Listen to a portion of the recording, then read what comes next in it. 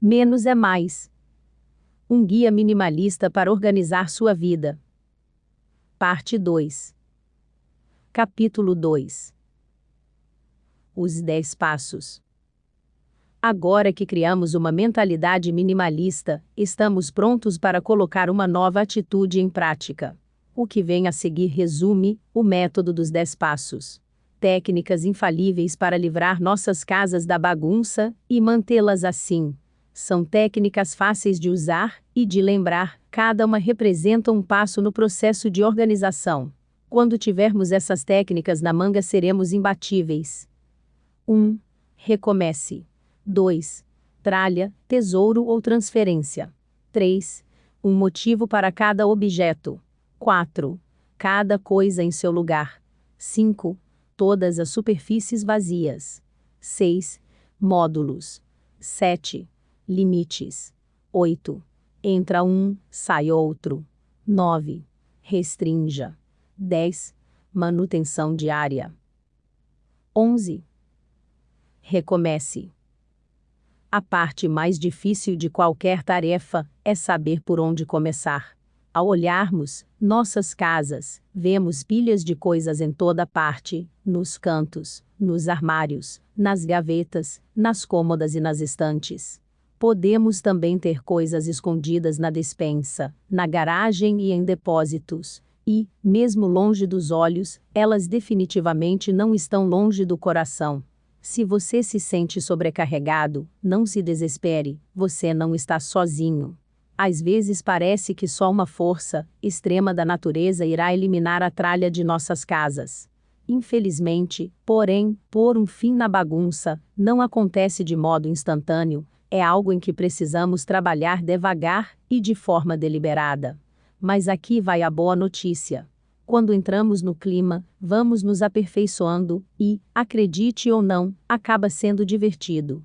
A verdade é que nada me preparou para a adrenalina que senti quando joguei o primeiro saco de coisas no lixo. O que eu imaginava ser uma tarefa entediante e muito trabalhosa acabou se revelando emocionante. Eu me viciei na hora. Organizava de manhã, organizava à tarde, organizava nos fins de semana, organizava nos meus sonhos, juro. Quando não estava organizando de fato, planejava de qual bagunça eu me livraria depois. A sensação que eu tinha ao arrumar tudo era única, era como se pudesse sentir o peso físico sendo retirado dos meus ombros. Depois que fiquei especialmente produtiva, dava voltas no espaço recém-liberado com um grande sorriso no rosto. Não disse que seria divertido? Antes de começar, vamos lembrar do dia em que nos mudamos para nossa casa ou apartamento. Nós passeamos pelos cômodos vazios, imaginando como seria a vida entre suas paredes. Que sensação maravilhosa de saborear o espaço, antes que as caixas fossem abertas. Era uma linda tela em branco, vazia e cheia de potencial, pronta para ser personalizada com nosso toque especial. Nós nos deliciamos com a ideia de uma tábua rasa, que oportunidade magnífica de começar do zero e fazer as coisas do modo certo. Prometemos desencaixotar lenta e metodicamente, encontrando o lugar especial de cada objeto e nos livrando de tudo o que não se encaixasse ali. Ficamos ansiosos para colocar tudo na mais perfeita ordem. Mas nisso a vida interveio. Tivemos de começar um trabalho novo, aprontar os filhos para a escola, receber visitas ou decorar a sala para um open house. Tivemos de pôr as coisas de lado rapidamente, para que não atrapalhassem nossa rotina diária, e não tivemos tempo de avaliar o valor de cada objeto específico. Fizemos o possível para guardar as coisas, e jogamos as caixas vazias no quartinho da bagunça. Bom, essa é nossa chance de recomeçar. Não vamos desocupar a casa, ou jogar tudo o que há dentro dela no quintal. Vamos apenas reencenar o dia da mudança, mas agora, vamos separar um tempinho e dividir essa tarefa colossal em pequenas partes. Vamos orquestrar um novo começo para cada espaço da casa. Vamos escolher uma única parte de cada vez, um cômodo inteiro ou uma simples gaveta, e recomeçar do zero, como se voltássemos ao dia em que nos mudamos. O segredo para recomeçar é tirar tudo da parte escolhida. Se for uma gaveta, vire-a de cabeça para baixo e jogue todo o seu conteúdo no chão. Se for um guarda-roupa, tire tudo até que cabides, gavetas e prateleiras fiquem vazios. Se for uma caixa de material de artesanato, esvazie-a todinha. Enfrentar um cômodo inteiro de uma só vez é um pouco mais difícil, pois será preciso pôr em algum lugar tudo aquilo que você retirar. O cômodo ao lado é o mais conveniente, para que você ande menos e não tenha de subir e descer as escadas ao guardar as coisas. Se não for possível, considere usar a varanda, o quintal ou a despensa como área de depósito temporária, e tenha em mente que o esforço necessário para guardar as coisas de volta no cômodo em questão pode ser seu único impedimento. Não sei se enfatizei o suficiente a importância de esvaziar completamente a área em que você for trabalhar. Ficamos tão acostumados a certas coisas em determinados lugares, que é como se elas tivessem adquirido o direito de ficar ali, mereçam elas ou não. É tentador pensar: eu sei que essa coisa vai acabar ficando, então vou deixá-la ir por enquanto, e trabalhar em volta dela. De que adianta tirá-la se vou colocá-la de volta? Não, tire tudo, todos os objetos, sem exceção. Às vezes, basta ver um item fora de seu lugar habitual e perceber como o cômodo fica ótimo sem ele, para que sua perspectiva sobre o objeto mude completamente. A poltrona quebrada que está no canto de sua sala de estar desde que você se entende por gente, parece ter dominado o espaço. Ela é como um membro da família e parece traição, ou até um pecado, tirá-la dali. Mas quando ela estiver no quintal, banhada pela luz do dia, não passará de uma velha poltrona quebrada e esquecida. Quem gostaria de trazer uma coisa dessas para dentro de casa? Ainda mais agora que o canto em que ela ficava está tão limpo e espaçoso. Organizar é muito mais fácil quando se pensa nisso como uma decisão sobre o que manter em vez de uma decisão sobre o que jogar fora. É por isso que recomeçar, esvaziar tudo, depois trazer as coisas de volta uma a uma, é tão eficaz. Você escolhe aquilo que realmente ama e necessita, e é muito mais divertido selecionar coisas a serem apreciadas do que coisas a serem jogadas fora. Um curador no museu de arte começa com uma galeria vazia e escolhe as melhores obras com as quais embelezará o espaço. Bom, recomeçar faz de nós os curadores de nossas casas. Vamos decidir que objetos melhoram nossas vidas e colocá-los de volta no nosso espaço. Lembre-se de que as coisas das quais escolhemos nos cercar contam a nossa história. Vamos torcer para que ela não seja decidir viver no passado, ou não consigo terminar os projetos que inicio. Em vez disso, foquemos em vivo de maneira leve e graciosa, apenas com os objetos que acho funcionais ou bonitos. 12. Tralha, tesouro ou transferência. Agora que desalojamos nossas coisas, precisamos vasculhar tudo e decidir o que fazer com elas. Vamos separá-las em 3 categorias: tralha, tesouro e transferência. Para a primeira, pegue um saco de lixo grande e resistente, ou um menor se estiver trabalhando numa única gaveta. Para as outras, use caixas, lonas ou o que for conveniente para a área com que estiver lidando. Deixe também uma caixa extra à mão, ela vai ser chamada de dúvidas temporárias.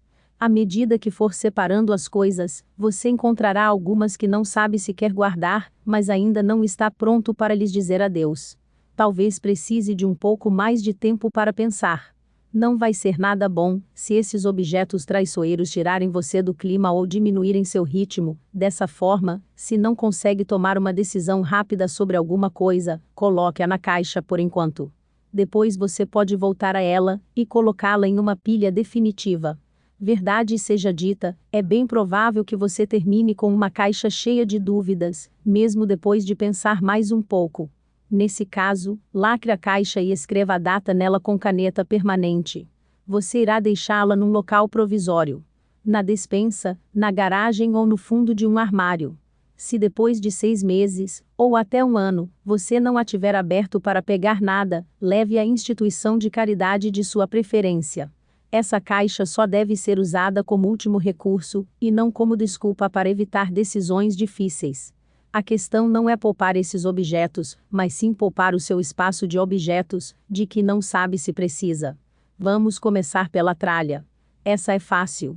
Jogue fora tudo o que for claramente lixo, como embalagens de alimentos, roupas manchadas ou rasgadas, cosméticos e remédios fora da validade, comida estragada, canetas que não funcionam, calendários, jornais e panfletos velhos, folhetos de propaganda, garrafas e caixas que não podem ser reutilizadas e todo objeto quebrado, que não possa ser consertado, ou que não vale a pena consertar. Se não for bom o bastante, para doar para o Exército da Salvação, por exemplo, seu lugar é nessa pilha. Sei que você sabe que quando eu digo jogue fora, na verdade quero dizer, se possível, recicle. Por mais fácil que seja jogar tralhas no lixo, precisamos pensar no meio ambiente. Acho que nenhum de nós quer ser responsável por algo que vai permanecer num aterro pelos próximos 100 anos. Por isso, pense no seu karma e recicle o que for possível. Muitos locais reciclam papelão, papel, vidro, metal e alguns tipos de plástico. Claro, antes de jogar algo fora, avalie se pode ser útil para outra pessoa. Se sim, coloque-o na pilha de transferência. É sempre melhor mandar alguma coisa para um bom lar, do que para um aterro ou um centro de reciclagem, ainda que isso exija um pouco mais de tempo e esforço. Precisamos assumir a responsabilidade por todo o ciclo de vida das coisas que compramos, inclusive por seu descarte adequado. Fique atento a essas questões, quando for às compras da próxima vez, é uma forma bem eficaz de controlar compras impulsivas. A pilha de tesouro é para os itens com os quais você vai ficar e deve fazer jus ao nome. Coloque nelas coisas que você estima de verdade, seja pela beleza, seja pela funcionalidade. Se você não usa algum objeto há mais de um ano, essa pilha provavelmente não é seu lugar. Considere doá-lo a alguém que faça melhor uso, ou, se acha tão difícil abrir mão dele, coloque-o na caixa de dúvidas temporárias. Não queremos dedicar nosso valioso espaço para coisas pouco usadas, queremos guardá-lo para as coisas boas. O mesmo vale para bibelôs, colecionáveis e outros objetos de decoração. Se você não os exibe com orgulho numa posição de destaque, e se não sente um prazer sincero com a presença deles, mande-os para um novo lar, onde irão receber a atenção que merecem. Por fim, vamos discutir a pilha de transferência. Esse é o lugar de todos os objetos em perfeito estado, que não servem mais para você. Não se sinta culpado por deixá-los, liberte-os e lhes dê uma vida nova. Acima de tudo, resista ao impulso de ficar com alguma coisa só, porque você talvez possa precisar dela um dia. Se ainda não precisou, é provável que nunca precise. Se por acaso precisasse, você conseguiria encontrá-la rapidamente? Estaria em condições de uso? Ou você sairia para comprar uma nova? Se for fácil de obter, ou substituir, é melhor deixar que outra pessoa a utilize agora do que mantê-la à disposição para um dia que talvez nunca chegue. Enquanto estiver separando as coisas, divida a pilha de transferência em duas partes. Doação e venda. Seja generoso. Algo que está parado na sua casa, sem uso e sem amor, pode levar muita alegria para outra pessoa. Faça a diferença na vida de alguém, e alimente o seu ego. Saber que você está fazendo o bem, pode tornar muito mais fácil abrir mão das coisas. Outra opção é dar objetos pouco usados para alguém, que vá usá-los mais que você, como sua serra elétrica para um vizinho marceneiro ou sua máquina de costura para a prima costureira, com o acordo de que você possa pegá-los emprestado caso necessite. Não se preocupe, você não precisa passar semanas colocando suas posses para adoção. Se não tiver tempo ou disposição para encontrar lares específicos para elas, instituições de caridade aceitam uma grande variedade de produtos. O Exército da Salvação, a Cruz Vermelha, instituições religiosas, abrigos para sem-teto ou vítimas de violência doméstica, bazares e centros de acolhida de idosos, são bem equipados para distribuir as doações àqueles que mais precisam. Seus objetos descartados podem fazer muito bem para a comunidade. Considere doar livros para a biblioteca pública do seu bairro, material de escritório para a escola dos seus filhos, itens de pet shop para um abrigo de animais e roupas para quem precisa. Vender suas coisas é outra maneira eficaz de lidar com a ansiedade da separação. Às vezes, é muito mais fácil desapegar de algo, quando se consegue parte do seu custo de volta, quando não tudo. Na verdade, o dinheiro pode trazer mais alegria do que o objeto em si. Existe uma variedade de lojas para as quais você pode vender suas mercadorias, das mais tradicionais às mais tecnológicas. Se os seus desapegos forem em grande quantidade e de baixo valor, procure um sebo ou um brechó, ou mande-os para uma loja de consignação. Para se desfazer de objetos mais específicos, colecionáveis ou caros, recorra à internet. Tente os classificados online ou sites de leilão. Agora que já definimos seu sistema de triagem e indicamos o que vai em cada lugar, você já pode começar a esvaziar algumas coisas. Mantenha o foco e organize a gaveta, o armário ou cômodo escolhido para recomeçar. Divirta-se com o processo, ponha uma música animada, dance em volta das pilhas e dê um beijinho de despedida em alguns dos desapegos. Depois que tiver designado cada objeto a uma categoria, as pilhas de tralha e transferência receberão uma passagem só de ida para fora da casa, e você estará bem perto de viver apenas com seus tesouros. 13. Um motivo para cada objeto. À medida que for separando seus objetos, pare e questione cada um que segue para a pilha de tesouros.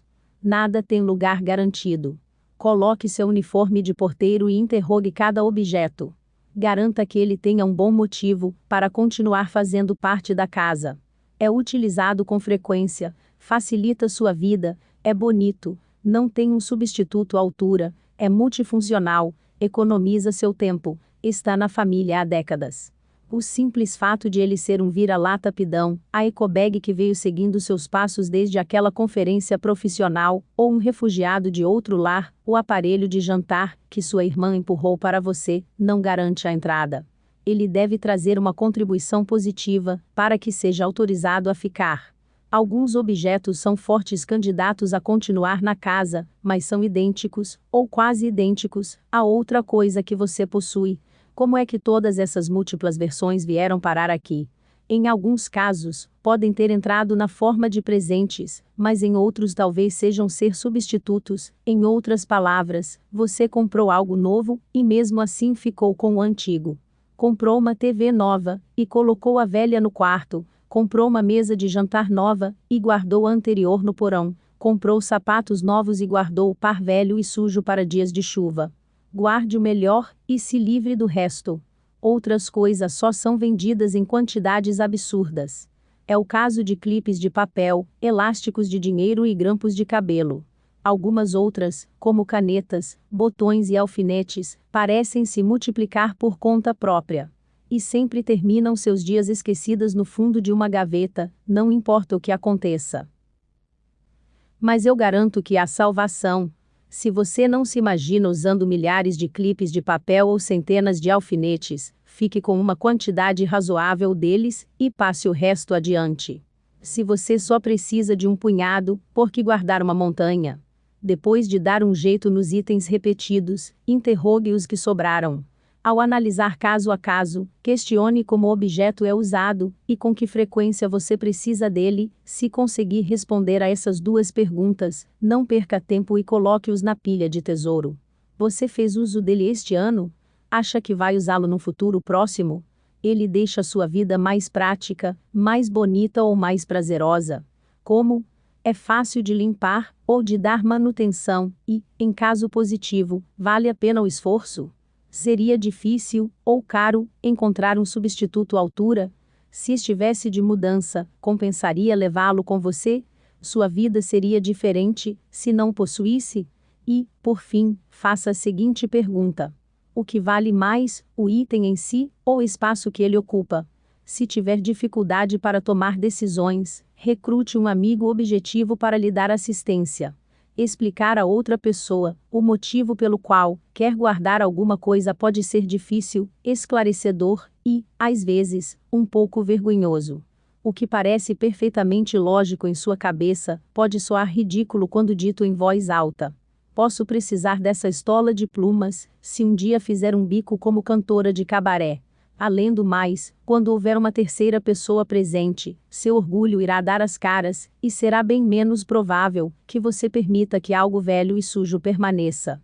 Mas nem pense em solicitar a ajuda de um amigo acumulador ou saudosista, a menos, é claro, que você consiga fazer com que ele leve embora alguns de seus objetos rejeitados. Conforme determinamos o que pertence às nossas pilhas de tesouro, devemos seguir o princípio de Pareto, também conhecido como princípio 80-20. Nesse contexto, ele significa que usamos 20% de nossas coisas durante 80% do tempo. Leia de novo, com mais atenção. Usamos 20% de nossas coisas durante 80% do tempo. Isso significa que podemos viver com apenas 1/5 de nossas posses atuais e quase não notar a diferença. Puxa vida! Vai ser mais fácil do que pensamos? Se quase nunca usamos a maioria de nossas coisas, não haverá problema em reduzi-las ao essencial. Tudo o que precisamos fazer é identificar os nossos 20% e estaremos perto de nos tornar minimalistas. 14. Cada coisa em seu lugar. Um lugar para cada coisa e cada coisa em seu lugar. Memorize esse mantra, repita-o com frequência, cante-o em voz alta, recite-o enquanto dorme, ele é um dos princípios minimalistas mais importantes. Quando cada coisa que você possui tem um lugar garantido, de preferência uma gaveta, uma cristaleira ou uma caixa organizadora, objetos soltos não vão vagar pela casa, nem se acumular na forma de bagunça. Com esse sistema em funcionamento, você vai conseguir facilmente localizar um item que não pertence ao cenário e retirá-lo muito rápido de casa. Ao designar um lugar para cada objeto, considere onde e com que frequência você o utiliza. Divida sua casa em áreas. Num nível mais amplo, sua casa é dividida em cômodos, incluindo a área da cozinha, a área do banheiro, a área do quarto e a área de estar. Cada um deles pode ser subdividido em áreas menores. Na cozinha, você tem áreas de limpeza, preparação e alimentação. No banheiro, áreas de cuidados pessoais e de limpeza. Na sala de estar, áreas de televisão, hobbies e computador. O lugar ideal de um objeto depende da área em que você utiliza e do quão acessível ele precisa estar. O objeto em questão é usado uma vez por dia, por semana, por mês, por ano ou menos. A resposta determina se ele deve ficar no seu círculo próximo, no seu círculo distante, ou no estoque oculto. Vá para o centro de uma das áreas e estique os braços. Essa área ao seu redor representa o seu círculo próximo, o espaço destinado a objetos utilizados com frequência, escova de dente, laptop, talheres e roupas íntimas. Você precisa ter acesso fácil a essas coisas, sem se curvar, se esticar ou tirar outros objetos da frente para pegá-las. Essa medida não apenas as torna fáceis de achar e de usar, mas também fáceis de guardar. Lembra do princípio de Pareto? Pois bem, seu círculo próximo deve conter os 20% de coisas que você usa 80% do tempo. Seu círculo distante é um pouco mais difícil de alcançar e deve ser reservado a coisas utilizadas com menos frequência. Ele inclui prateleiras mais altas e mais baixas, guarda-roupas fora de mão, armários altos e o espaço que há embaixo da cama. Use esses lugares para armazenar os estoques de produtos de higiene pessoal e limpeza da casa, as roupas pouco usadas, os papéis de presente, as panelas e os artigos de cozinha para pratos específicos, e o sem número de outras coisas que não fazem parte da rotina diária. Uma boa regra básica é: se essas coisas são usadas menos de uma vez por semana, mas mais de uma vez por ano, devem ficar no círculo distante. O estoque oculto costuma ficar fora do espaço em que você vive e inclui despensas, porões e garagens. É lá que você armazena sua caixa de ferramentas, a decoração de Natal, a papelada antiga e os recibos de imposto, além de outras coisas que usa uma vez por ano, ou menos. Entretanto, não faça do estoque oculto uma resposta para tudo o que não cabe em sua casa. Tente mantê-lo enxuto. Se você nunca usa, ou olha para o objeto em questão, e ele não é um documento financeiro ou jurídico, que precisa ser guardado indefinidamente, está na hora de lhe dar adeus. Às vezes, o melhor lugar para uma coisa é a casa de outra pessoa. Tenha em mente que um lugar para cada coisa também se aplica a objetos decorativos. Se uma peça é muito especial para você, defina um lugar de destaque apropriado para exibi-la. Ela não merece ser posta de lado, empurrada e tirada do caminho, nem ter de brigar por uma posição de destaque num amontoado de bagunça. E, definitivamente, não deve ficar enfiada numa caixa no porão. Objetos de decoração servem para serem vistos, Por isso, se está armazenando alguma dessas coisas, que não sejam decorações sazonais, longe dos seus olhos, está na hora de se questionar, porque ainda está aguardando. Depois que tiver designado um lugar para cada coisa, não se esqueça da segunda parte. Sempre devolva cada coisa a seu lugar. De que adianta ter locais designados, quando tudo fica espalhado pela casa? Para esse fim, convém etiquetar prateleiras, gavetas e caixas com seu conteúdo adequado. Assim, todos vão saber exatamente onde pôr cada coisa, depois que tiverem terminado de usá-la, e você vai correr menos risco de encontrar o saca-rolhas enfurnado na gaveta de meias, ou o grampeador aconchegado entre as assadeiras. Faça com que você e sua família cultivem o hábito de guardar as coisas. Uma casa arrumada oferece menos lugares em que o acúmulo de bagunça possa se esconder. Pendure as roupas, ou coloque-as no cesto, depois de se trocar em vez de empilhá-las no chão ou numa cadeira. Devolva temperos, condimentos e talheres ao lugar deles em vez de deixá-los sobre a pia. Guarde sapatos num local específico em vez de deixá-los espalhados pela casa. Devolva os livros às prateleiras e as revistas ao revisteiro. Ensine seus filhos a recolher e guardar os brinquedos. Além disso, sempre que sair de um cômodo, junte todos os objetos espalhados e devolva-os ao lugar exato. Esse hábito simples leva poucos minutos por dia, mas faz uma diferença enorme no visual da casa. A bagunça é um ser social, não consegue ficar sozinha por muito tempo. Bastar deixar algumas peças soltas por um tempo, e em breve elas terão posse do espaço por uso capião. Por outro lado, se as coisas sempre forem devolvidas a seus lugares, os objetos largados não terão onde se acomodar. Tá, eu sei, alguns de vocês que têm um espaço de armazenamento menor do que o ideal devem estar sofrendo. Como poderão pôr cada coisa em seu lugar, se não tem lugar suficiente para cada coisa? Não se desesperem, vocês são os que têm mais sorte. Quanto mais espaço temos para guardar nossas coisas, mais coisas tendemos a conservar, objetos de que nem sempre precisamos. Os que têm closets e gabinetes de sobra, precisam criar motivação de sobra para organizá-los. Vocês, por outro lado, têm uma vantagem ao mesmo tempo doce e amarga. Ter menos espaço é um ponto positivo, não negativo, e os coloca mais rápido no caminho do minimalismo. 15. Todas as superfícies vazias. Superfícies horizontais são um ímã para a bagunça. Se você entrar pela porta da frente com as mãos cheias, garanto que aquilo que estiver segurando vai pousar na primeira superfície disponível. Extensões longas e planas são um convite irresistível para objetos desgarrados, dá quase para sentir sua força gravitacional. Olhe ao redor para as superfícies de sua casa. Há alguma coisa na mesa de jantar além de pratos, talheres e talvez um vaso? Sua mesa de centro está livre de objetos, além de alguma bebida ou lanchinho que esteja tomando. Suas mesas laterais abrigam algo além de abajures, ou talvez o controle remoto. E a sua cama? Estão lá apenas os lençóis, os cobertores e os travesseiros que você vai usar esta noite? O balcão da sua cozinha está completamente vazio, pronto para o preparo da próxima refeição? Quanto da superfície da sua escrivaninha você ainda consegue ver? A menos que você já seja um minimalista evoluído convicto, ou uma dona de casa excepcionalmente boa, é provável que tenha algumas superfícies problemáticas. O problema pode se limitar a apenas uma área, como sua escrivaninha ou local de trabalho, mas pode também afetar todas as mesas e balcões de sua casa. Pode ser um fenômeno recente, causado pelos materiais do trabalho de artes dos seus filhos, ou por uma pilha de papéis que você trouxe do escritório.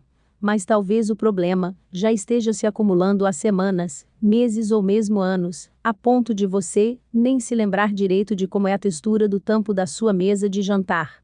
Você acha que não há nada de mais nisso? Bom, se não tivermos superfícies vazias, não teremos espaço para produzir nada. Superfícies vazias são cheias de potencial e possibilidades, é nelas que a magia acontece. Pense em todas as coisas que você não consegue fazer quando suas superfícies estão bagunçadas. Não há espaço para preparar um delicioso jantar, não há espaço para sentarmos com a família, para comer e não há espaço para jogarmos um jogo de tabuleiro depois.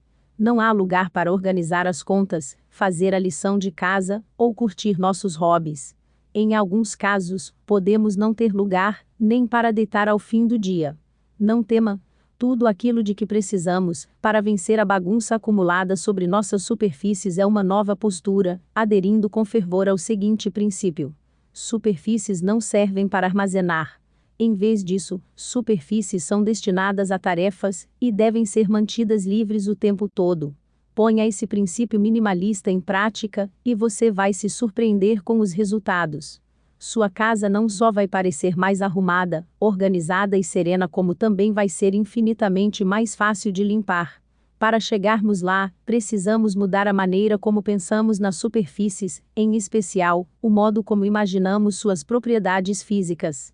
Por natureza, superfícies são atrativas, elas são grandes, planas e totalmente capazes de oferecer repouso para os objetos. Depois que um objeto vai parar em cima de uma delas, é provável que fique lá por dias, semanas ou até mesmo meses. Às vezes ele fica lá por tanto tempo que nem o notamos mais. Nos acostumamos à sua presença, e ele vira parte da paisagem. Depois outro objeto se junta a ele, e assim vai, antes de nos darmos conta, nossas superfícies deixam de ser lisas, para se tornarem terrenos acidentados feitos de objetos que ficaram presos ali. Em vez disso, precisamos imaginar que nossas superfícies são escorregadias. Se elas fossem lisas como gelo ou inclinadas em alguns graus, nada conseguiria permanecer sobre elas por muito tempo. Poderíamos até fazer nossas tarefas, mas tudo que sobrasse sobre elas cairia no chão. Até alguém inventar um tampo de mesa minimalista mágico, e me pagar os direitos autorais por essa ideia incrível, vamos ter de fazer de conta que é assim que as superfícies funcionam. Ou seja, tudo o que colocarmos nas superfícies deslizantes virá conosco quando sairmos do cômodo. Se colocarmos uma xícara na mesa de centro, um livro na mesa lateral, ou um projetinho faça você mesmo na mesa de jantar, nós precisamos pegá-los e levá-los conosco quando sairmos, e, claro, teremos de convencer os membros da família a fazer o mesmo. As únicas exceções. Os objetos cujo lugar é aquela superfície específica, como o vaso e o candelabro na mesa de jantar, ou os abajures de leitura na mesa lateral. Essa permissão especial serve também para o controle remoto na mesinha de centro, o pote de biscoitos no balcão da cozinha, e o despertador na mesa de cabeceira. No entanto, se você decidir manter esses objetos funcionais ou outros decorativos nas suas mesas, limite seu número, por exemplo, 3 objetos permanentes por superfície. Isso vai impedir que a bagunça se acumule nesses lugares. Por fim, não se esqueça da maior superfície de todas: o piso. Ele representa um desafio em particular, especialmente por ser tão grande. Quando as mesas, armários e gavetas estão cheios, ou quando simplesmente não estamos a fim de guardar as coisas, nossa tendência é empilhar tudo no chão. Não caia nessa tentação. O piso não tem nenhuma fronteira clara, afinal, nada vai cair dele. Portanto, depois que as coisas pousam ali, elas tendem a se espalhar, e se espalhar, e se espalhar. Já estive em casas em que o piso era completamente soterrado, exceto por um trecho estreito, para se andar pelo cômodo. Mal dá para se mover, que dirá fazer algo produtivo, num ambiente desses. Reserve seu piso para os pés e os móveis e o mantenha livre de todo o resto. Depois que tivermos feito um esforço para tirar a bagunça das superfícies, precisamos de um grande incentivo para mantê-las assim. Quem quer refazer todo aquele trabalho ingrato? A maneira mais eficaz de deixá-las livres é criar o hábito de avaliá-las. Antes de sair de um cômodo, ou de apagar as luzes, cheque as mesas, os balcões e o piso. Se não estiverem tão desimpedidos quanto deveriam estar, passe alguns minutos esvaziando-os. Essa ação simples e rápida ajuda, e muito, a manter sua casa livre de desordem. Atenção a esta regra. Se o cômodo está vazio, as superfícies também devem estar. 16. Módulos. Neste capítulo, vamos aprender uma técnica de organização valiosa que combate a bagunça, mantém as coisas sob controle, e nos ajuda muito a atingir os nossos objetivos minimalistas. Conversamos sobre áreas em um capítulo anterior, definindo-as de acordo com os cômodos, como cozinha, banheiro e quarto, e partes de cômodos, como áreas de televisão, hobbies e computador na sala de estar. A ideia era que todos os objetos pertencentes às atividades de determinada área residissem nela em vez de ficarem passeando ao léu pela casa. Depois fomos além e dividimos cada área em círculo próximo, círculo distante e estoque oculto, que abrangem, respectivamente, as coisas que usamos com frequência, às vezes e quase nunca. Agora vamos organizar as coisas ainda mais, separando-as em módulos. O conceito de módulos vem da engenharia de sistemas e significa basicamente dividir um sistema complexo em componentes menores específicos à tarefa. Um programa de computador, por exemplo, pode consistir em milhões de comandos. Para manter o controle sobre eles, os programadores os dividem em módulos, conjuntos de instruções relacionadas que realizam tarefas específicas. Assim, os comandos podem ser armazenados de maneira mais eficiente e movidos com facilidade pelo programa. Bem, nossas casas são sistemas bastante complexos, com muitas coisas a ser armazenadas e controladas. Elas definitivamente podem se beneficiar de uma organização mais eficiente, por isso, vamos dar uma olhada no conceito de módulo e aprender com ele. Para nossos fins, um módulo é um conjunto de itens relacionados que realizam determinada tarefa, como pagar contas ou decorar um bolo. Para criá-los, vamos precisar reunir os objetos de funções semelhantes, eliminar o excesso e garantir que sejam fáceis de pegar e mover quando necessário. Resumindo, vamos ter de reunir, cortar e guardar nossas coisas. O primeiro passo é reunir os objetos. Armazene todas as coisas parecidas ou relacionadas, juntas. DVDs, cabos de extensão, clipes de papel, material de primeiros socorros, artigos de artesanato, ferramentas, fotos, temperos e mais, deu para termos uma ideia. Reunir as coisas facilita muito a tarefa de encontrá-las. Quando precisar de um curativo, você não terá de pôr abaixo o gabinete do banheiro para achá-lo. Vá direto para o seu módulo de primeiros socorros. Quando quiser assistir ao seu DVD favorito, não será necessário vasculhar as prateleiras, inspecionar todos os quartos, nem enfiar a mão embaixo do sofá para descobrir onde está. Ele estará à sua espera no módulo de DVDs. Quando estiver procurando um parafuso de determinado tamanho para um concerto em casa, nem pense em se lançar em uma expedição pelo quartinho da bagunça. Vá direto ao módulo de ferramentas apropriado e tire-o da pilha. Mais importante ainda, reunir suas coisas mostra o quanto você tem. Quando você reúne todas as 60 canetas esferográficas num único lugar, percebe que não precisa comprar mais uma. Tampouco vai esbanjar num novo par de brincos, quando se deparar com os 15 outros que você já tem. Essa técnica é especialmente adequada para evitar o acúmulo de materiais de artesanato, que parecem crescer descontroladamente quando espalhados pela casa. Na verdade, vê-los todos juntos pode lhe dar um pouquinho mais de noção. Por que fui comprar toda essa lã? Ela também impedirá que você acabe trazendo para casa duplicatas de coisas que já possui. Quantas vezes você não saiu correndo para comprar alguma coisa e depois descobriu que tinha uma igual? A possibilidade de checar rapidamente o módulo apropriado pode eliminar muita bagunça e gastos desnecessários. Agora vamos à tarefa que todos vocês, minimalistas emergentes, esperam. Depois que tiver reunido todos os objetos similares, chegou a hora de cortá-los. Ao reunir, você sem dúvida se deparou com quantidades excessivas de determinados objetos. Restrinja-os ao que você de fato usa hoje, e pode usar no futuro, pensando de maneira realista. Poucos de nós vão precisar de todos os araminhos, assis e fósforos escondidos em nossas gavetas. Livre algumas delas, e ganhe espaço. Da mesma forma, qual a razão para manter todas as 63 canetas, sendo que 10 já são mais do que suficientes? Considere quanto tempo leva para que uma caneta cabe.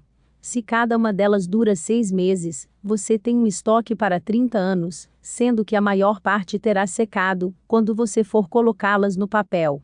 Analise suas coleções e mantenha apenas os favoritos. Aplique o mesmo princípio a meias, camisetas, canecas de café, potes de plástico, toalhas de mão e tudo, o mais que possuir em abundância. Por fim, depois de termos reunido e cortado os itens, precisamos guardá-los. Esse passo impede que eles voltem a se espalhar pela casa. O recipiente pode ser uma gaveta, prateleira, caixa, lata de plástico, saco Ziploc, o que for adequado ao tamanho e à quantidade do conteúdo. Eu prefiro recipientes transparentes, porque podemos ver o que há neles sem abri-los. Se for usar os opacos, coloque uma etiqueta ou um código de cores para identificá-los com facilidade. A vantagem de usar recipientes físicos é a sua portabilidade. Imagine que, enquanto assiste a um DVD com a família, você tem vontade de tricotar. É só pegar o módulo de tricô e estará pronto para começar. Quando tiver terminado, você vai sentir a pequena tentação de deixar os materiais na mesinha de centro, apenas ponha-os de volta na caixa e tudo estará arrumado instantaneamente. Se não tiver um espaço dedicado ao escritório, mantenha seu talão de cheques, calculadora, canetas e outros acessórios num módulo de escritório, e leve-o para a sala de jantar, cozinha ou outro espaço, quando for pagar as contas.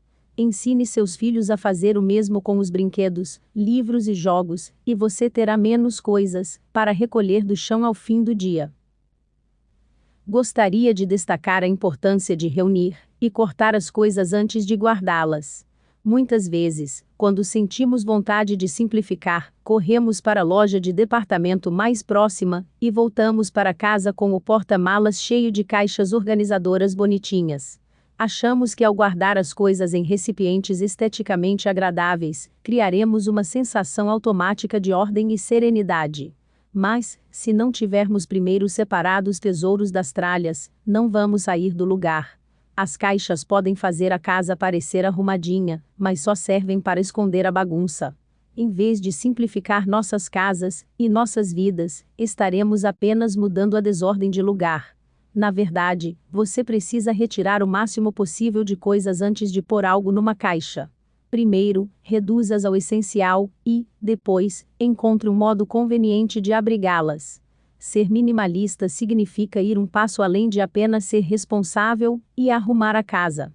Ao criar nossos módulos, colocamos em prática um sistema que elimina e impede o excesso, tornamos nossas posses equivalentes às necessidades e, depois, colocamos uma pedra sobre esse assunto. 17.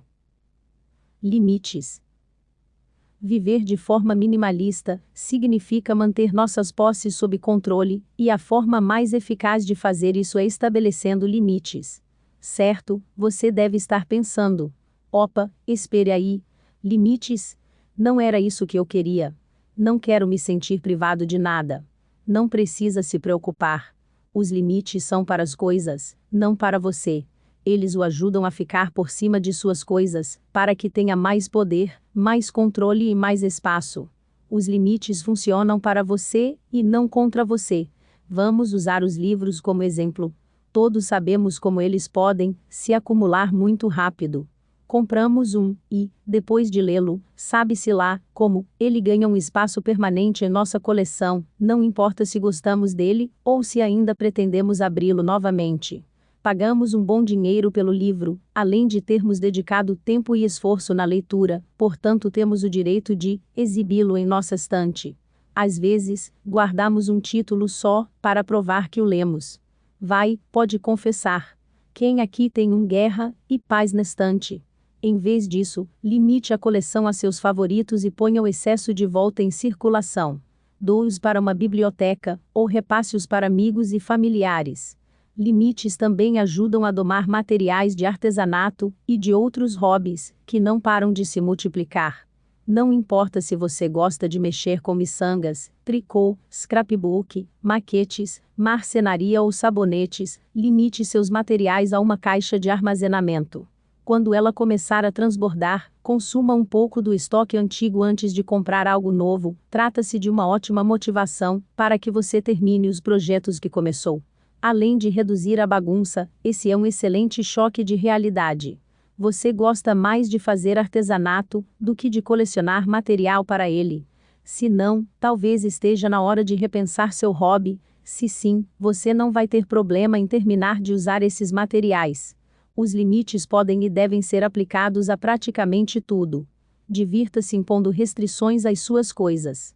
Exija que todos os DVDs caibam na prateleira designada, todas as blusas, na gaveta definida, toda a maquiagem, no estojo de cosméticos. Limite o número de sapatos, meias, velas, cadeiras, lençóis, panelas, tábuas e artigos colecionáveis que possui. Limite as assinaturas de revistas e o número de objetos na mesinha de centro. Limite a decoração de Natal a uma caixa e seus equipamentos esportivos a um canto da despensa. Limite pratos, xícaras e talheres ao tamanho de sua família e seus equipamentos de jardinagem às necessidades do quintal. Antigamente, os limites eram impostos por fatores externos, em especial pelo preço e pela disponibilidade dos bens materiais. Os objetos costumavam ser feitos à mão e distribuídos localmente, o que os tornava mais escassos e custosos, em relação à renda, do que nos tempos modernos. Era fácil ser minimalista 100 anos atrás, pois já era muito difícil adquirir os itens básicos, quanto mais algo extra. Hoje em dia, podemos correr para a loja de departamento do bairro e comprar o que nosso coração desejar, já que a produção em massa e a distribuição global deixaram os bens de consumo baratos e fáceis de encontrar e de obter. Claro que isso é conveniente, mas, como muitos de nós já descobrimos, podemos estar pecando pelo excesso. Se não limitarmos o consumo por conta própria, acabaremos soterrados pelas nossas coisas. A definição de limites não ajuda apenas você, mas também facilita que os outros membros da casa passem a ter um estilo de vida mais minimalista. Explique para sua família que as coisas devem caber no espaço estabelecido e que, quando estiverem transbordando, devem ser reduzidas. Limite os brinquedos das crianças a 1 ou 2 caixas organizadoras e as roupas de sua filha, adolescente ao tamanho do guarda-roupa dela. Eles vão aprender muito com seus conselhos e criar hábitos importantes para fases posteriores da vida. No mínimo, limite as posses de cada pessoa, ao que cabe em seu respectivo cômodo, seja o quarto ou a sala de brinquedos de seu filho, o escritório ou ateliê de seu companheiro. Assim, você vai evitar que as coisas de cada um ocupem o espaço da família. Claro, o limite máximo de suas posses é definido pelo tamanho da casa, que você, como minimalista, poderá reduzir algum dia. As coisas se expandem para preencher o espaço disponível. Tenho quase certeza de que existe uma equação física para explicar isso. Limitar o espaço significa menos objetos, menos bagunça, menos preocupação e menos estresse. Se você não tem uma casa grande, não pode ter uma casa cheia de coisas. Imagine mudar-se de uma kitnet para uma casa com despensa, porão e garagem para 2 carros. Não há dúvida de que esses espaços vão ficar cheios simplesmente por existirem. Se você tivesse deixado de usar sua bicicleta ergométrica enquanto morava num apartamento pequeno, é provável que a tivesse vendido, mas agora, na sua casa maior, ela com certeza vai acabar no porão. Casas menores estabelecem um limite natural ao número de coisas que você possui, ajudando muito na busca de um estilo de vida minimalista. A princípio, você pode pensar que limites são sufocantes, mas logo vai descobrir que eles são, na verdade, libertadores. Numa cultura em que somos condicionados a querer mais, comprar mais e fazer mais, eles são um maravilhoso suspiro de alívio. O fato é que, depois que tiver descoberto o prazer dos limites, você vai se inspirar, aplicando-os a outras partes de sua vida. Limitar compromissos e atividades leva a uma vida menos estressante, fazendo economizar um tempo precioso. Limitar os gastos reduz suas contas de cartão de crédito e aumenta seu saldo em conta. Limitar os alimentos processados, gordurosos e cheios de açúcar, reduz sua cintura e melhora sua saúde. Bom, as possibilidades são ilimitadas. 18. Entra um, sai outro.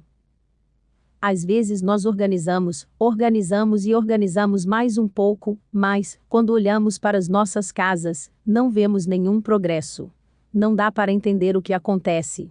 Enchemos sacos de lixo até a boca, abarrotamos o porta-malas com doações e lotamos caixas endereçadas ao nosso cunhado. Mesmo assim, parece que continuamos com o mesmo número de coisas no guarda-roupa, nas gavetas e na despensa. Estamos nos esforçando e queremos ver resultados.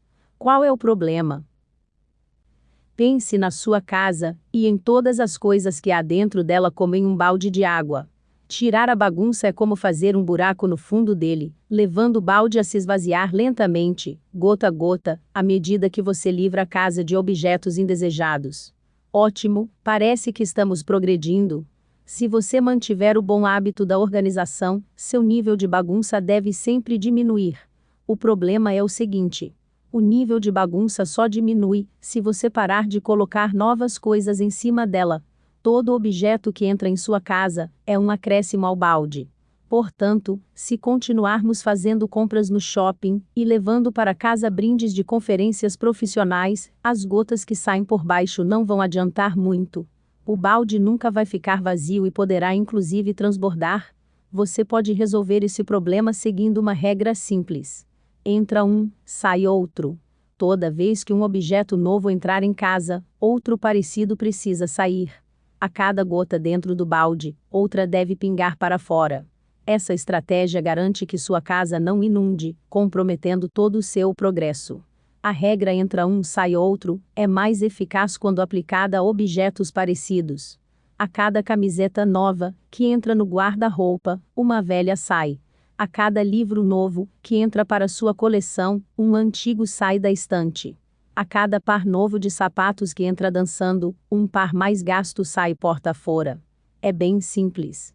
Se um jogo de pratos novo aparece, o velho sai de cena.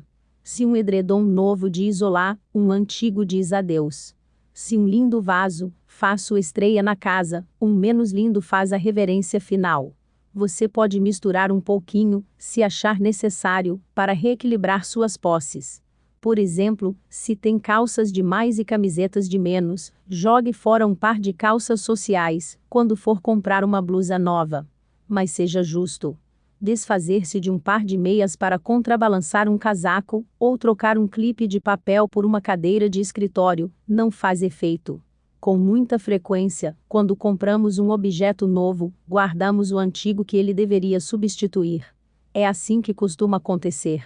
Identificamos em casa alguma coisa que já viu dias melhores, ela pode ter saído de moda, estar se despedaçando, ou simplesmente não atender mais às nossas necessidades. Em seguida partimos para uma missão de compras, loucos para trocar a versão antiga por uma melhor, mais bonita, reluzente e tecnológica. Pesquisamos, comparamos preços, lemos resenhas e enfim fazemos a compra. E aí acontece uma coisa estranha. Quando trazemos para casa o modelo novo, o antigo não parece mais tão ruim. Embora tenhamos considerado que não era bom o bastante para o uso, ele ainda parece bom demais para se jogar fora. Começamos a imaginar todos os cenários, por mais improváveis que sejam, em que possamos precisar dele. Como se o substituto novinho em folha, e de última tecnologia, fosse parar de funcionar no dia seguinte, e assim, sem mais nem menos, o objeto velho e cansado passa a habitar confortavelmente o nosso quartinho da bagunça, afinal, vai que ele possa ser útil um dia. A estratégia entra um sai outro, ajuda você a mostrar o caminho da rua para os seus desapegos, em vez de abrigá-los durante a aposentadoria deles. Assim que o modelo novo entrar, dê adeus ao antigo. O sistema não tem segredo, mas exige disciplina. Posso dizer por experiência própria que é tentador trapacear, prometendo a si mesmo que vai se livrar de algo depois. A vontade de usar a blusa recém-comprada, ou de jogar o videogame novo, é tão grande que você não tem pique de sair pela casa procurando uma troca adequada. Ainda assim, reúna seus poderes minimalistas e se comprometa a tirar o que sai antes de abrir, pendurar ou usar o que entra, pois, se não o fizer imediatamente, é provável que nunca o faça. Cheguei a ponto de deixar objetos novos ainda com etiqueta no porta-malas do carro até conseguir expulsar algum velho. Quando se está começando a tirar a bagunça, a regra entra um sai outro é um ótimo paliativo. Ela limita o número de posses e o mantém na direção certa. Não existe nada mais desencorajador do que lutar para expulsar 10 objetos, sofrendo com as decisões, criando forças para deixar que partam, e depois descobrir que acumulou outros 12 nesse meio tempo. Seguir esse princípio impede uma situação dessas. A partir do momento em que você se compromete, sua casa entra num estado estável de coisas. Enquanto seguir o programa, você nunca mais irá possuir além do que possui no momento. Melhor ainda, enquanto continuar expulsando suas posses, você verá uma redução significativa no nível de coisas. Depois de ter fechado a torneira, as gotas que saem de debaixo do balde passam a ter uma melhora visível e extremamente satisfatória. Claro, quanto mais coisas você expulsar, mais gratificante será o resultado. É por isso que, a seguir, vamos transformar a goteira da organização numa vazão constante. 19. Restrinja. No capítulo anterior, aprendemos a alcançar um estado estável de posses, compensando cada objeto que entra na casa com a saída de um parecido. Fantástico! Agora não parece tão estranho dar um passo à frente e dois para trás. Com esse sistema em funcionamento, cada objeto novo que expulsamos nos aproxima dos objetivos minimalistas. Mas, para avançar de verdade, precisamos pegar firme nos esforços de organização. Reduzir não significa se livrar de algumas coisas temporariamente e depois voltar a agir como antes. Muito pelo contrário. Trata-se de um processo pensado para nos ajudar a alcançar o santo graal da vida minimalista. Possuir apenas o suficiente para atender às nossas necessidades e nada além disso. Desta forma, ao lidar com as coisas nos armários e nas gavetas, assim como nos nossos módulos e nas áreas, temos uma missão: restringir. Num mundo ideal, reduziríamos as nossas posses às necessidades básicas. Agora, antes que você fique com medo de ter de viver numa barraca ou dormir no chão, deixe-me explicar. Necessidades básicas significam coisas diferentes para pessoas diferentes. O minimalista que reside num veleiro pode conseguir atender às suas necessidades culinárias com uma simples chapa elétrica. Mas, para nós, que temos cozinhas completas, o micro-ondas, a forma de pizza e a máquina de arroz são indispensáveis. Da mesma forma, o equipamento de mergulho, que o velejador considera essencial, muito provavelmente, seria considerado um item supérfluo para nós. Nossos itens pessoais básicos dependem de uma grande variedade de fatores: idade, gênero, profissão, hobbies, clima, cultura, família e amigos. Minimalistas que trabalham em escritório podem achar ternos e sapatos sociais obrigatórios, ao passo que aqueles que trabalham em casa conseguem se virar com guarda-roupas mais simples. Pais com filhos pequenos terão uma lista de itens básicos diferente da de um solteirão que mora sozinho. Bibliófilos e fãs de esportes terão necessidades diferentes, assim como estudantes e aposentados, homens e mulheres. Portanto, não há uma lista mestra do que deve existir numa casa minimalista. Na verdade, ao contrário da crença popular, não existe um número mágico. Não importa se você possui 50, 500 ou 5.000 coisas, o que importa é que tenha apenas o suficiente, e não demais, para você. Você é que deve determinar sua própria lista de itens essenciais, para depois restringir suas coisas de acordo com ela. Esse passo, portanto, serve para reduzir suas posses a níveis ideais particulares. Sempre que comprarmos um objeto novo, devemos parar para pensar se de fato precisamos dele, ou se podemos muito bem viver sem ele. Quando descobrirmos que temos itens repetidos, devemos cortar o excesso de imediato. Ao desenterrarmos aquela caixa de coisas que não são usadas, devemos considerar seriamente jogar tudo fora. A boa notícia: conforme progredimos na jornada minimalista, nosso número de necessidades tende a diminuir, de maneira lenta, mas ainda assim diminuirá. Além de simplesmente eliminar a bagunça, podemos também restringir nossas posses de formas mais criativas, preferindo, por exemplo, objetos multifuncionais aos de função única. Um sofá-cama elimina a necessidade de uma cama de hóspedes à parte. Uma impressora com função de scanner representa um equipamento de escritório a menos. Um smartphone pode substituir um calendário, um relógio de pulso, uma calculadora e uma agenda, entre outras coisas. O objetivo é realizar o maior número de tarefas com o mínimo de objetos. Seguindo o mesmo princípio, devemos dar preferência a objetos versáteis em vez de especializados. Uma frigideira funda pode fazer o mesmo trabalho que uma gaveta cheia de outras panelas. Um clássico scarpim preto de salto combina com roupas profissionais e sociais, cumprindo uma função dupla no guarda-roupa, ao contrário daquele sapato fúcsia, que nunca combina com nada. Um limpador multiuso pode deixar a casa brilhando, substituindo sprays específicos para a pia, a banheira, o espelho e a bancada. No entanto, quando estivermos restringindo nossos objetos, algumas coisas nos deterão no meio do caminho e, com muita frequência, terão um caráter sentimental. É muito difícil abrirmos mão de coisas que nos trazem lembranças. Mas não se preocupe, nós, minimalistas, também temos meios de lidar com elas. Miniaturizar, por exemplo, é uma estratégia de eficácia comprovada. Não estou falando em apontar um raio encolhedor para elas, por mais divertido que isso fosse. Em vez disso, salvamos apenas uma parte do objeto em vez da coisa toda. A lógica. Se o propósito de um objeto é evocar memórias, as mesmas memórias podem ser evocadas por uma parte menor.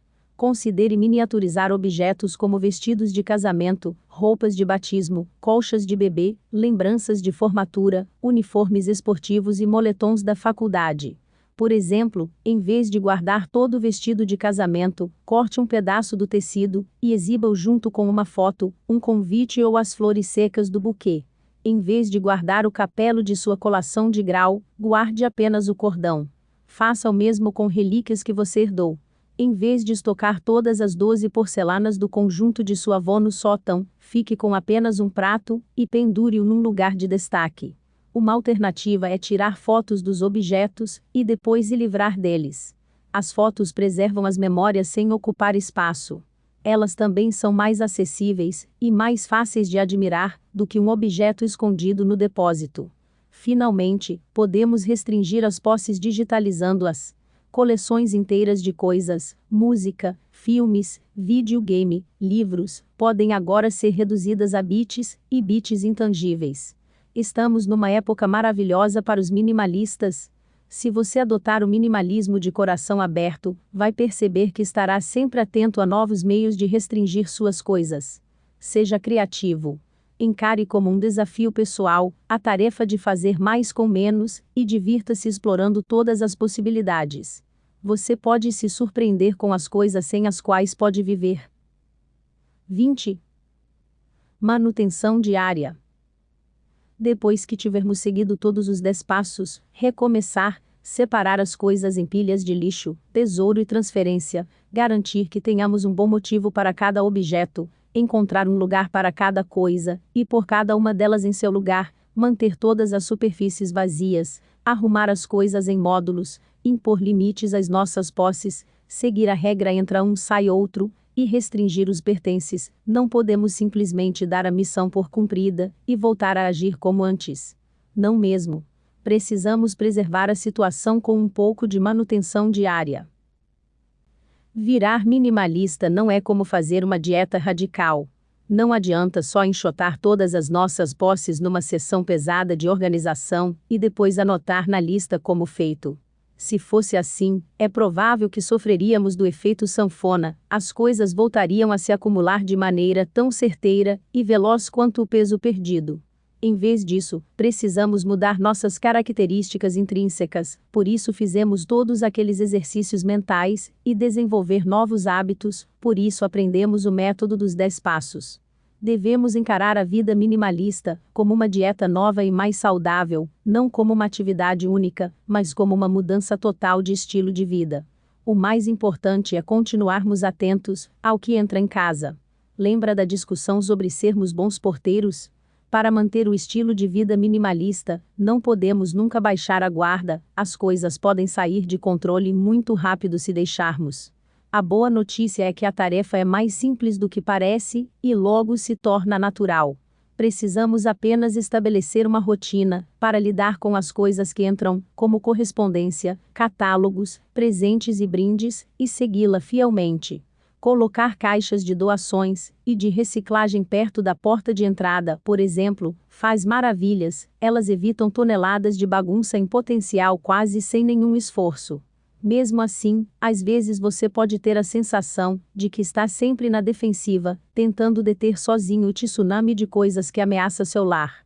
Mas você pode agir no ataque também. Cancelando assinaturas de revistas, decidindo não participar de trocas de presentes, e deixando claro para todos que você está em busca de um estilo de vida minimalista. o último ponto é mais importante do que você pensa. Porque, quando virem seus cômodos vazios, amigos e parentes bem-intencionados podem entender a falta de coisas como uma necessidade de coisas. Na melhor das hipóteses, você pode receber uma chuva de presentes indesejados e, na pior, a bagunça que eles não querem mais.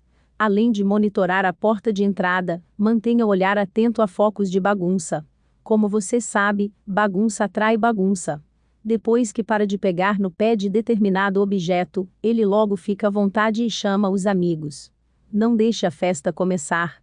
É muito mais fácil expulsar um hóspede indesejado do que um bando inteiro. O fato é que, se você não age aos primeiros sinais de acúmulo, seu radar enfraquece. Pense um pouco. Há uma grande diferença entre uma superfície perfeitamente vazia e outra com um objeto que não é dali.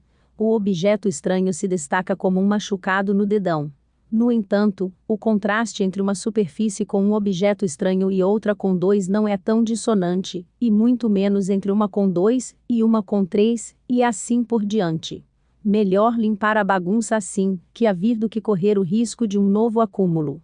No processo, você muitas vezes vai ter de lidar com a bagunça de outras pessoas. Como, de modo geral, você não tem liberdade para se livrar dela, a melhor opção é devolvê-la rapidamente para o proprietário de direito. Se o objeto pertence a alguém que não mora na sua casa, como as coisas que sua irmã enfiou no seu porão durante a mudança dela, e ainda não veio buscar, ou o projeto de artesanato que uma amiga largou na sua mesa de jantar, um simples telefonema ou e-mail explicando seus esforços de arrumação, devem motivar a pessoa a buscar seus pertences. Na maioria das vezes, porém, o objeto estranho é de outro membro da família. Nesse caso, simplesmente devolva-o ao espaço pessoal do proprietário, por exemplo, logo atrás da porta de seu quarto ou escritório. A ideia não é virar empregado de todo mundo, e sim gerar um efeito bumerangue, reforçando sempre o conceito de que tudo que se aventurar para o espaço familiar será imediatamente devolvido ao local de origem.